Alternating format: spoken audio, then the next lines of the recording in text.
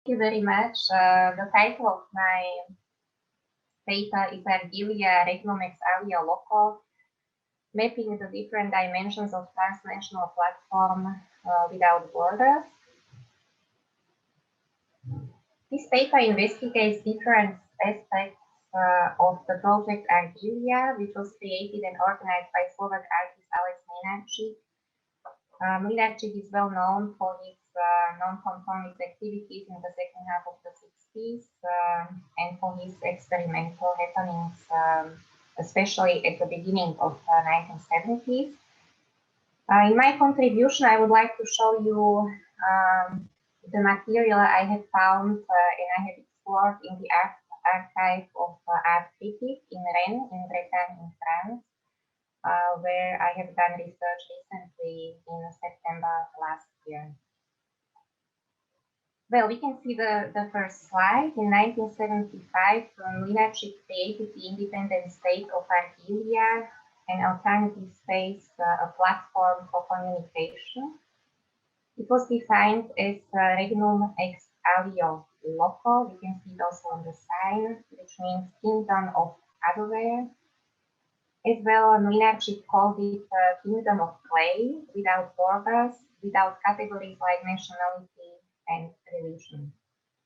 In the Chapel of Argíllia that was created in 1975, there is the exact geographical position. So we can see it on the right side on this photo.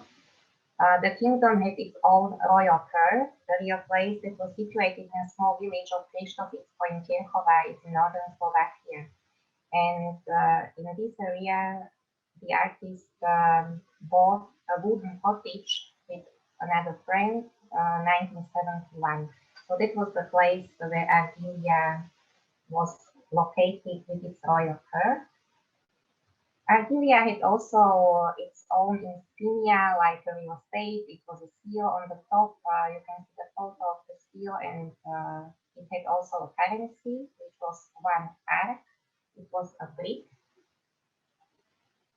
And as well, in frame of this project, there were different artists who collaborated. One of them was Miloš Urbášek, who created, for example, the stamps, a series of stamps in 1977.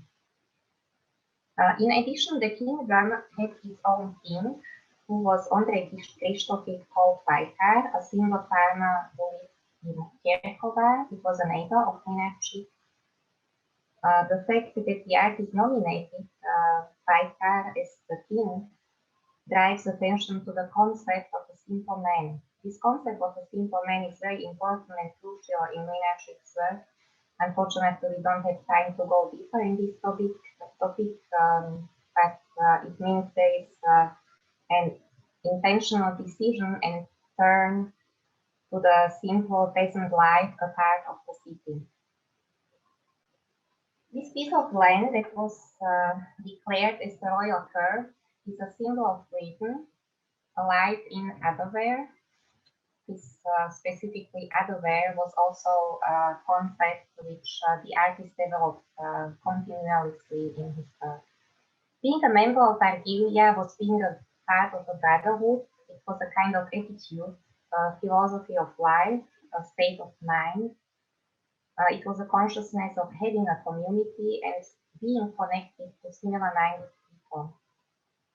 Argíllia consisted of two parts. One part was the royal curve, I have showed you at the photo, which was the real location. And the second part of Argíllia was the network, the community.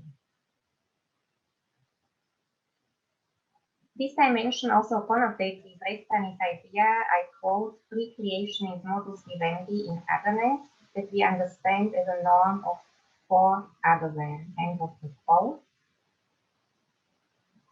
Argíllia has its own structure. You can see here the list of representatives and agents of Argíllia. These are friends who agreed to be a part of this project and of his kingdom. I just mentioned a few. Alex Mlynárčik was the chief of the royal protocol. Pierre Restany was named the president of the national congregation. the Czech architect was Lion of the Royal Council. Alex Mlynárčik was head of syndicate of labor union. Miloš Urbášek, I mentioned before, was governor of the post office and national bank, and Radislav Matuštík, Slovak art historian, was head of the museums. Further on, there were embassies of Argíllia, which were founded in Paris and as well in Italy, in Venezia and in Rome. And there was also Argíllia Presse agency, whose head was the gallerist Liliane Vancy in Paris, was the owner, the gallerist of the Lara Vancy Gallery in Paris. So actually, these members of Argíllia had this legitimacy to function and act like representatives of the real state.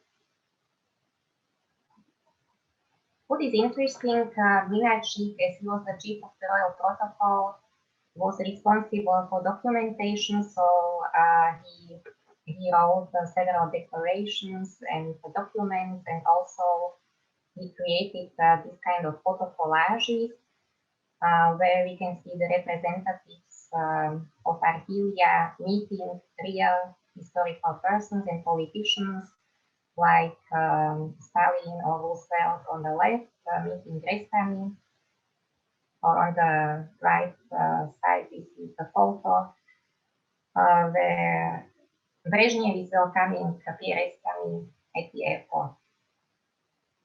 There are also a series of these photo collages using images in a kind of postmodernist mixture with artworks of Giorgione, Tizian, and on the history of art.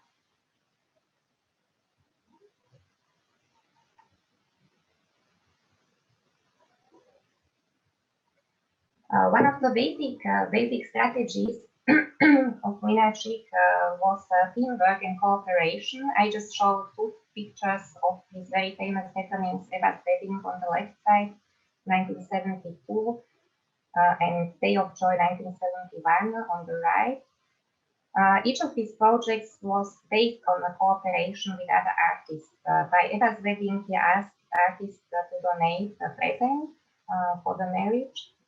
And by Day of Joy, it was a train, and Mlynárčik asked artists to create each wagon of this train had creation of other artists, and this train also stopped on different stops, and these stops were created also by different artists.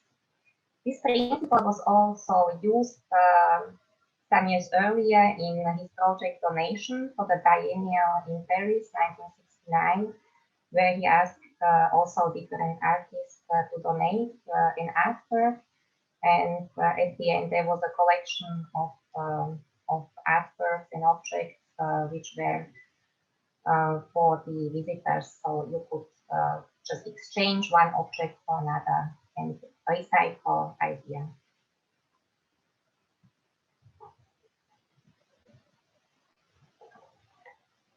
This is a postcard that shows us the origins and the preliminary stage of Argíllia.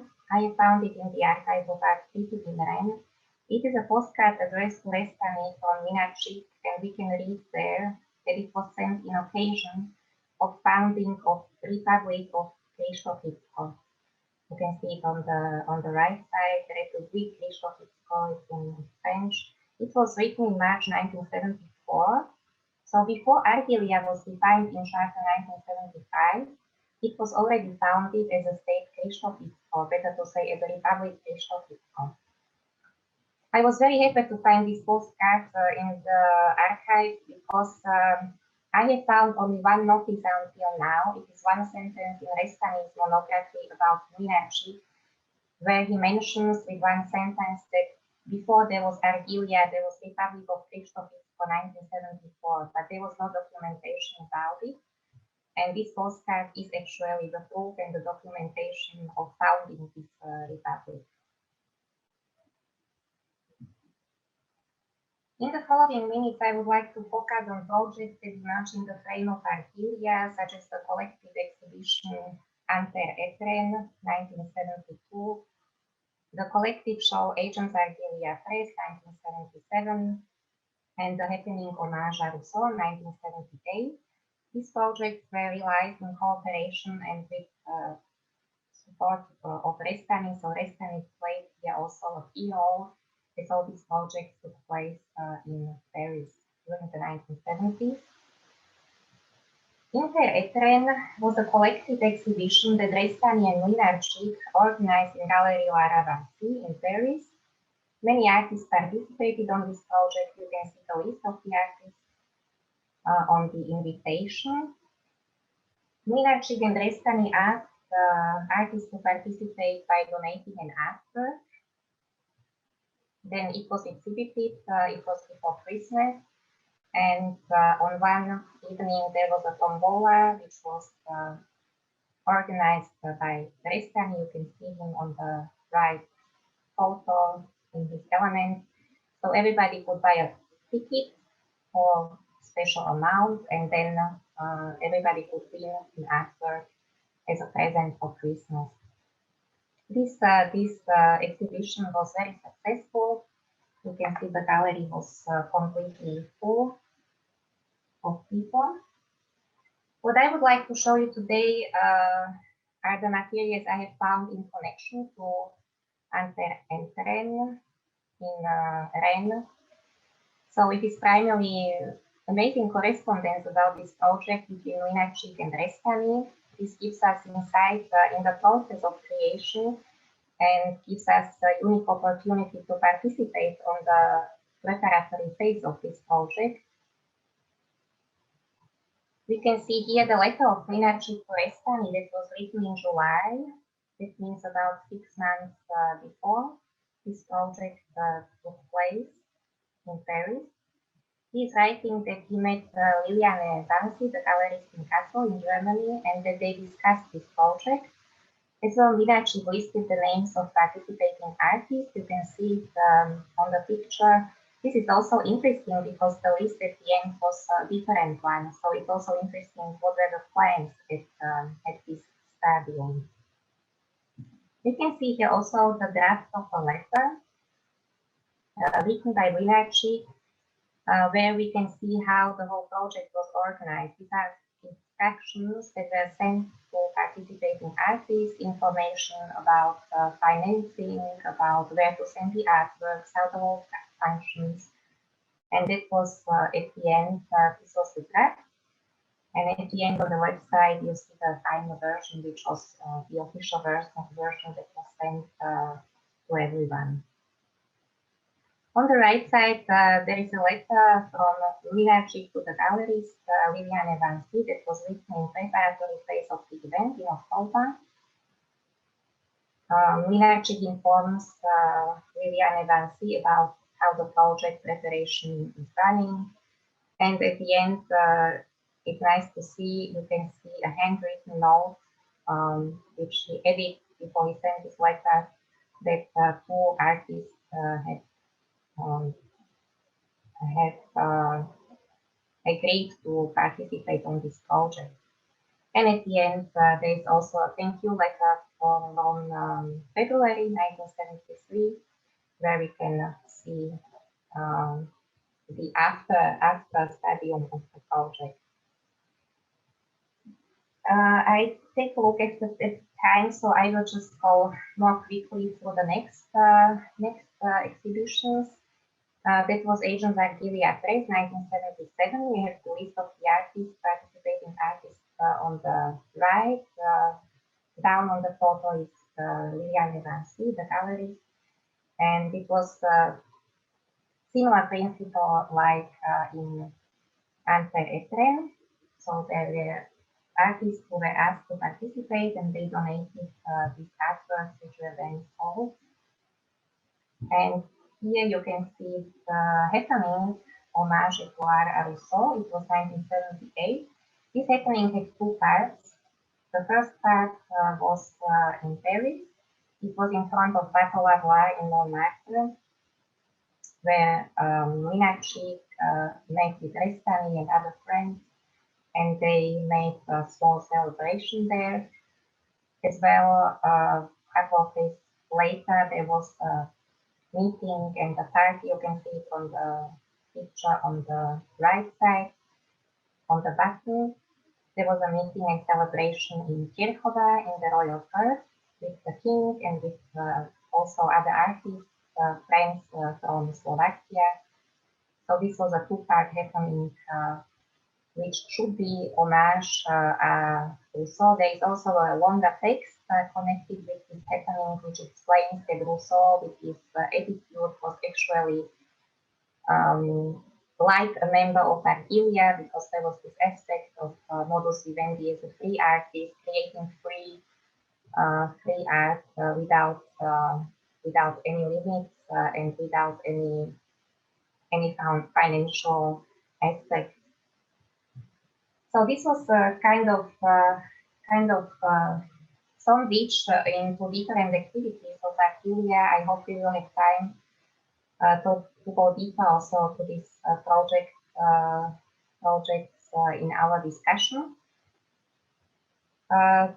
Just to conclude, I would like to express that I'm very happy that I can continue on this research in frame of our Resonances project, because the research trip I have done in archive of art created in Rennes was a private one, and now it's really good to have this support and to have the possibility and opportunity to develop and continue in this research. So I would like to visit also different archives in France, and also Archive of Art Critics. Again, this voluminous material in Archive of Pierre Restany that has to be explored, and also other archives in Slovakia. So I'm very much looking forward to this cooperation, and I thank you for your attention.